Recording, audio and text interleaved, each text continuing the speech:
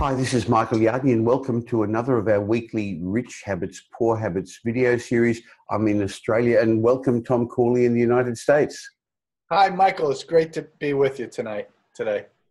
Thanks, Tom. What I want to talk today about is some of the thinking habits of self-made millionaires, the things that make some people richer and more successful than others. Now, we know there's rich people who aren't successful and successful people who aren't rich, but I remember a quote that you'd written, Tom, which Thomas Edison said. He said 5% of people think, 10% of people think they think, and the other 85% of people would rather die than think. Now, I know you said that jokingly, but how important are thinking habits, Tom, and what did you find in your 5-year study? Well, they're very important, Michael. And in fact, they're so important that I decided I needed to have one of the top 10 keystone habits to be the thinking habit. And I left it for the last one not because it wasn't that important, but because I thought it was so important. I wanted it to be on everybody's mind. And of course, we think about the last thing we read, right? So I said, the thinking habit, rich habit, is so critical. In fact, I think it's actually the precursor to success. So before you take any action, before you create your goals, before you even define your dreams, you've got to get your thinking in place. And why? Because this is something very interesting that I uncovered in my research. You ever heard of intuition, right? Of course. Your gut feelings that we have. Well, a lot of people don't know that your intuition can send you off a cliff. Everybody that you read about, all these so-called experts in the self-help industry, always tell you to go with your gut. What I found out is that sometimes going with your gut can be the worst possible thing you can do. Why? Because your thinking isn't straight.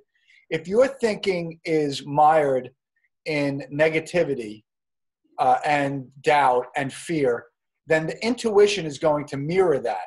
So you're thinking of bad things happening. You're constantly focusing on that. Your intuition, which is controlled by your subconscious, is picking up those vibes, and it's saying, okay, Michael Yardney wants bad things to happen, so let's give him intuition that's virtually going to guarantee that bad things are going to happen. So I think that the rich thinking is key because it gets your intuition adjusted so that it will work for you and not against you.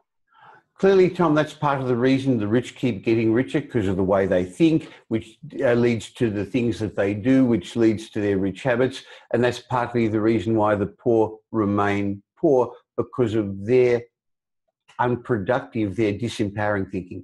So, Tom, I think there are 10 ways of rich thinking habits that you've elucidated in your book. So let's cover 5 of them in this session. And if we could, we'll come back next week and discover the other 5. So let's go through the rich thinking habits. And the first one you mention is career. You say that rich people think certain thoughts, they ask themselves certain questions about career. What are they? Yeah, I think the main one that I found in my research was they're always looking for ways where they can add value. So they're thinking about how can I add value to my customers, my clients, to the people that I make money from. Why? Why is that important? Because if the more value you add, the more people are going to be willing to pay you. So then they think, okay, well, how do I add value? Well, I need to do a little bit more reading. Well, what do I need to read? What skills do I need to have? So one question leads to another, and then they start becoming, really forming or creating like a blueprint on what they need to do to add value. So the adding value is the kickoff, and then they start thinking about where they can, what they can do to add value, reading, developing new skills, building relationships with other people that can help them. So it's kind of it's like a domino effect. As Jim Rohn said, work harder on yourself than you do on your job. And I find that poor people have a different mentality, Tom. They say, pay me more and then I'll do my job. While those people who are successful in their careers and become rich have a different philosophy, as you say, Tom. they improve themselves, they get better at it, they are worth more, and then they're paid more. I remember somebody saying to me, a client complaining that that's all he gets paid. He doesn't get paid enough by his boss, and that's all the company will pay me. And I said, but is there anyone else? Are there any other salespeople who earn more than you? And he said, yeah, one of the sales guys earns double. I said, so that's not what the company will pay. What the company will pay you. Why does the other person who's selling the same products and selling the same things earning twice as much as you? Because he's learned sales skills, he's learned conversion skills. Now, this hasn't got anything to do with sales, Tom, of course, has it? It's just got to do with become more valuable to your customers, your clients, your boss, the world, and then you'll get repaid, won't you? Yeah, that's right. The world and life rewards individuals who provide the most value. And you see it all around. You see it with Facebook. You see it with Elon Musk and SpaceX and Tesla. Look at Tesla. They're selling more cars. They may sell more cars than the top four, auto manufacturer that's been around for 100 years, Michael. So, when you add value, people don't care that you've been in business for 100 years. What they care is what value are you adding to my life? And they'll be willing to pay you. And look at Tesla as a great example. They're paying, those cars are 3 times the price of the average, say, GM or Toyota. And people willing to pay it because there's value there. Sure. So the first thing rich people think about, or not the first thing, but one of their rich habits, I should say correctly, Tom, is that they think about their career. Another thing you've found in your study is that the rich people think about finances. They wonder, do I spend too much money? Am I saving enough? They're conscious about their money habits, aren't they, Tom? Yeah, they are, because while it's great to be focused on your career and trying to add value and make more money, it's equally important to hold on to that money. I can tell you, I have so many examples of the clients, some of my clients who inherited, let's say, $2 million or $3 million. And within 10 years, they went through all of it. That's a crime, Michael. So what I found in my research is that the wealthy people, primarily the self-made millionaires, they not only figured out how to earn more money than the average Joe out there, they figured out a way to not only keep that money, but to grow it. And how they did that was they were thinking about money all the time. How am I investing my money properly? Am I spending too much money? Maybe I should have a budget, or maybe I should revise my budget. So they're constantly tweaking their finances to improve them. And that's important, because a lot of people who make a lot of money, they can't hold on to it. So you want to be able to pass that money along to future generations so that they don't have to kill themselves like you did. Now, that's what I call financial fluency. Most people are not financially fluent. We are not taught how to do money at school, and most of us aren't taught by our parents because we don't have rich parents. And that's why I wrote my book, Guide to Getting Rich, which actually has very little to do with investment, but it all has to do with becoming financially fluent and understanding assets and liabilities, income and expenses, and how to handle your money. So Michael Yardney's Guide to Getting Rich. So we're talking about the habits of successful people, career, finances, but they also have a balance, Tom. You found that they think about their family, about how to balance their life with their children and their loved ones. Yeah, so here's one of the myths about wealthy people that I unearthed and dismissed in my research. And it's this, that wealthy people work around the clock and they ignore their family. What I found was the exact opposite. In fact, their family was the motivation and the driver for them to work hard. They found ways to work efficiently. They delegated a lot of the things that they were doing that made them technically proficient at whatever it is that they did.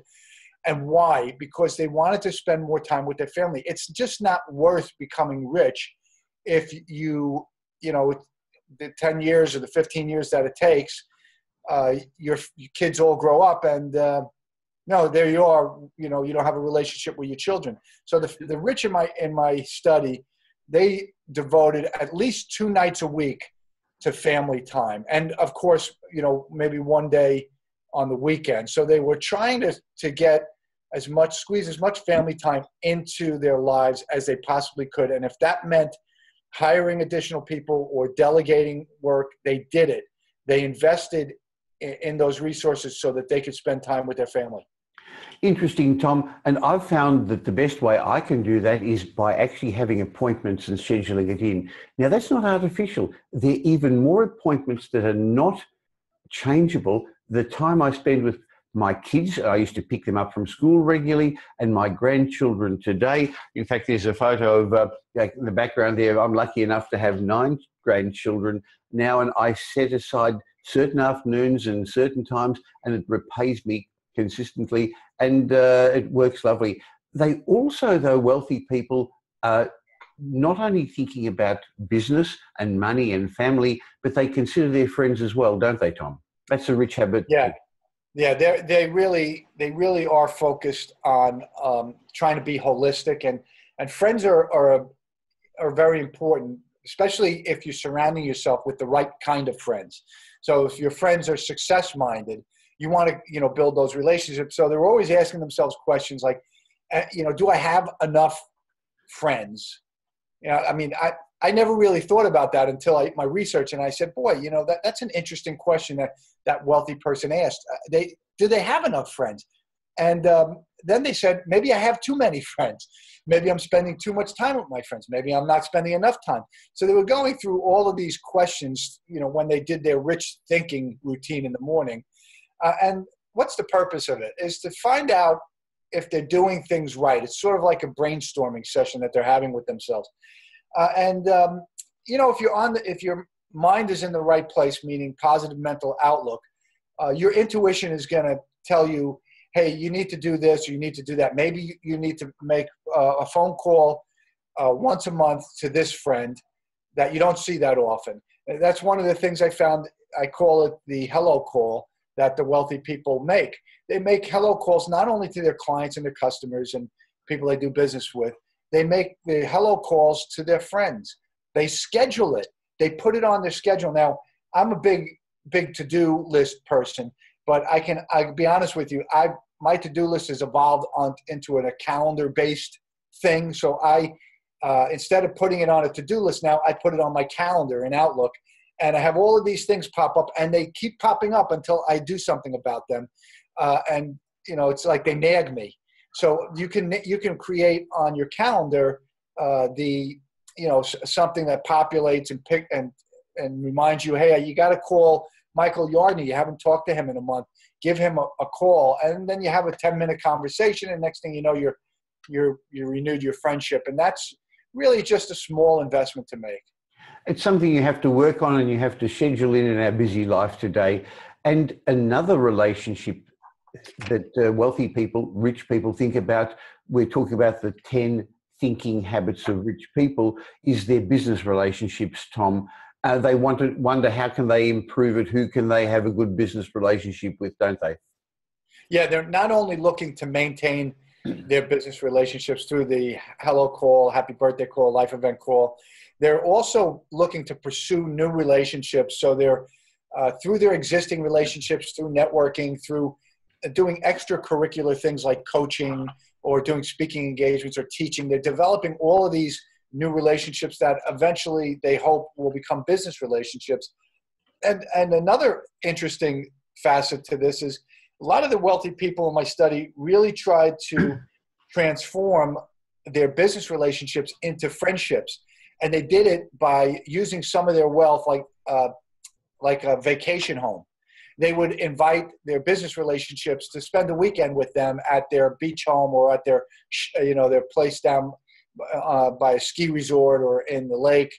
Why would they do that? Well, because then they're transforming the relationship from a business relationship to a friendship. And they're thinking about all these things, Michael. How can I improve my business relationships? Well, one quick way to do that, or one surefire way to do that, is to turn them into friends. It's a lot harder for a friend to say, I'm not going to do business with you, than just a plain vanilla business relationship. So to summarize this session, we're explaining that there are rich habits and there are poor habits. And Tom's study found that there are 10 core rich thinking habits. And we discussed 5 of them today. The rich people think about their careers, their finance, their family, friends, and also business relationships. And Tom, we'll come back next week and we'll discuss the last 5. Is that okay? It sounds like a plan to me, Michael. Thank you. Thank you very much for your time today, Tom.